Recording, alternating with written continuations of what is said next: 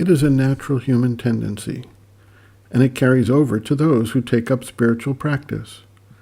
This tendency sees most things through the mental lens and tries to categorize them as black and white, positive and negative, etc., essentially creating a mental framework of exclusion that looks to thoughts, actions, and focus without looking at process, timing, or the needs of the various elements being addressed, whether they are individual formations of the mental, emotional, vital, or physical basis, or more general formations of the social framework.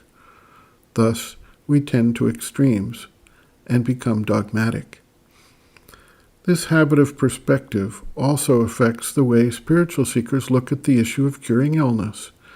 We frequently hear the refrain that they do not take any medicines or vaccinations, as they don't believe in them, and believe that their faith and their spiritual practice will take care of them. There is certainly a certain element of truth in the pure surrender of the being to spiritual guidance. However, in many cases, when an individual becomes ill, we see a different picture emerge, which shows the faith was not as perfect as their mental belief system had professed. Sri Aurobindo explores the process by which spiritual force can effectuate healing in the physical body. Spiritual force, when it is active in the being, needs to deal with the realities of the mind, the vital being, and the physical body. The physical body, in particular, has a material basis and is thus subject to habitual patterns of response and reaction that are deeply embedded and are both difficult to change and which take time even with constant and repeated pressure to change. While the pressure to change is taking place, the being may require support that is operative on the level to which it is habitually accustomed. The use of a placebo shows us that the mind can more easily accept the healing force in many cases through a physical medium that convinces it that it is being aided. The use of pranayama, mantras, or prayers may help the vital envelope strengthen its ability to resist the disease. The use of specific medicines, including homeopathy, which works on the vibrational level, may aid the body in its own response to a situation. The question is not solved by taking an extreme position that does not recognize time, process, and circumstances.